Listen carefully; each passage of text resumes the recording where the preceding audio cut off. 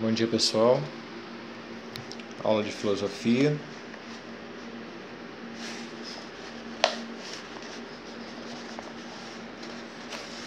Vamos dar seguimento aqui ao livro 2, unidade 4, capítulo 10, onde estaremos aqui estudando hoje, analisando aqui o trabalho do filósofo e escritor Nicolau Maquiavel, ok? Vamos a um breve resumo da matéria.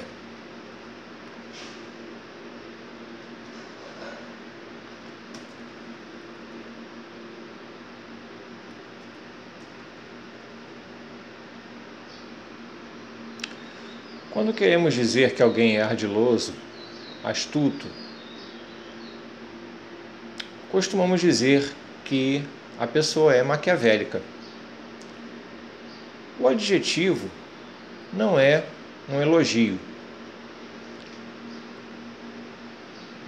mas o responsável por ele é um dos filósofos mais importantes da história da filosofia política, Nicolau Maquiavel, que nasceu em Florença no século XV, na época do Renascimento. Então trata-se aqui de um filósofo renascentista, mas também um filósofo absolutista, adepto do pensamento absolutista, ok, pessoal? Como sabemos, o Renascimento foi um período de intensa renovação. Caracterizou-se por um movimento intelectual baseado na recuperação dos valores e dos modelos da antiguidade greco-romana, da filosofia greco-romana, se opondo à tradição medieval. Lembrando que a tradição medieval, na Idade Média, a cultura, a política e a economia eram controladas pela Igreja, pelo pensamento teológico. O Renascimento vai se opor a isso, trazendo um pensamento científico. O Renascimento referiu-se não apenas às artes plásticas, arquiteturas, as letras, mas também à organização política e econômica da sociedade. O Príncipe foi talvez uma das obras mais famosas de Nicolau Maquiavel. Ok, pessoal? Vamos lembrar aí, memorizar aí esta referência, ok? O Príncipe foi uma obra de suma importância de autoria de Maquiavel, ok? Durante o período medieval, o poder político era conhecido como presente divino. Poder político, poder absoluto por direito divino. Os teólogos elaboraram suas ideias políticas baseadas nas escrituras sagradas e no direito romano. No período renascentista, os clássicos gregos e latinos passaram a lastrear o pensamento político. Maquiavel, no entanto, elaborou uma teoria política inédita, fundamentada na prática e na experiência concreta. Em sua obra O Príncipe, ele sintetiza o pensamento político, o seu pensamento político pessoal, ok? A obra foi escrita durante algumas semanas, em 1513, durante o exílio de Maquiavel, que tinha sido banido de Florença, acusado de conspirar contra o governo, mas só foi publicada em 1532, 5 anos depois da morte do autor. Como tinha sido um diplomata e um homem de Estado, Maquiavel conhecia bem os mecanismos e instrumentos de poder.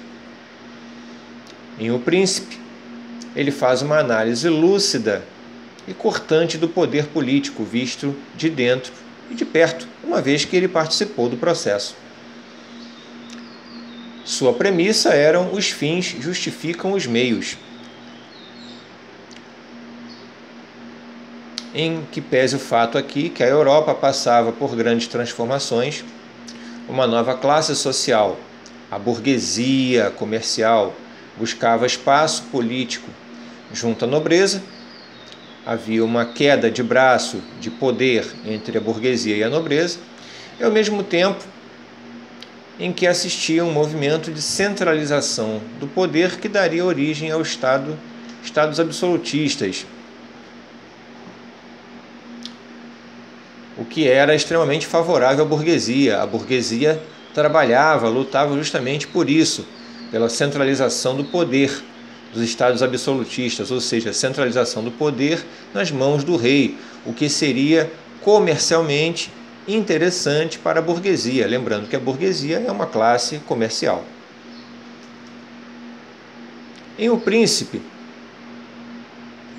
palavra essa que designa governante, é claro, vamos entender aqui o príncipe como sendo os governantes, a política não é vista mais através de um fundamento exterior a ela própria, como Deus ou a razão da natureza, mas sim como uma atividade humana. O que move a política, segundo Maquiavel, é a luta pela conquista e manutenção do poder. A luta pelo poder. A primeira leitura que se faz da obra de Maquiavel tomou um livro como manual de conselhos práticos aos governantes. A premissa de que os fins justificam os meios. No entanto, essa frase não é de Maquiavel, embora ele seja adepto deste princípio. Passou a nortear a compreensão da obra. Daí a sua reputação de maquiavélico, dada também aos governantes sem escrúpulos. O Príncipe tem um estilo direto de propor suas ideias. Suas partes são bem organizadas, tanto na apresentação quanto na distribuição de temas. O procedimento principal do narrador é comparar as experiências históricas com fatos contemporâneos, a fim de analisar a sociedade e a política.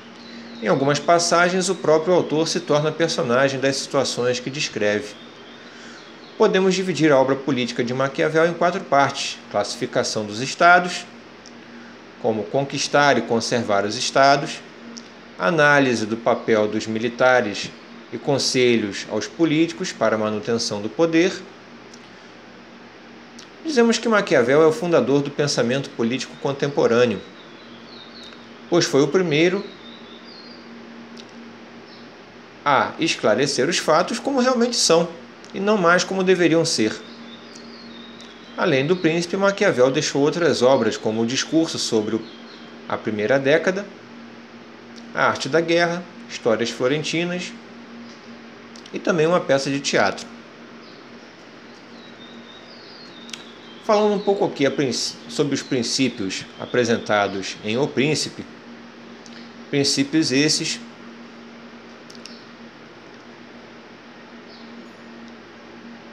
delineados, configurados por Maquiavel, pela filosofia maquiavélica. É importante frisarmos que este príncipe, este governante, ele deve possuir 2 elementos para governar com plena autoridade. Lembrando aqui que, na visão de Maquiavel, o príncipe deve ser temido e não odiado. Representar o Estado, ele deve ser a representação do Estado, por isso deve ter respeito supremo. E para tal, ele deve se valer de 2 argumentos: virtude e fortuna. A fortuna é a oportunidade que o príncipe vê para chegar ao poder. Um exemplo: se ele percebe que antes de governar, existe antes dele um governante que não é um bom gestor, ele se aproveitará deste fato para propagandear o seu projeto de governo. Então está aí uma fortuna para ele, uma oportunidade que ele tem de chegar ao poder e de implantar o seu projeto. Virtude é justamente a sua capacidade de enxergar isso e de aproveitar a oportunidade para chegar ao poder. Então é importante entendermos esses dois conceitos que são necessários ao príncipe para que ele realmente tenha condições de chegar ao poder e governar com plenos poderes, poderes absolutos. Porém, lembrando aqui que esse príncipe ele vai ser temido, mas não odiado. Ele não deve ser um tirano, ele deve governar para o povo, porém com poderes absolutos em suas mãos e o respeito do povo na sua pessoa como representante supremo do Estado. Ok, pessoal? Vamos então pensar desta forma aí. Vamos reler a matéria, façam suas observações e todas as atividades do livro também. Ok?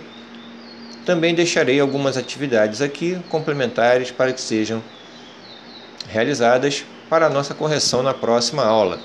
Ok? Bons estudos a todos. Um abraço.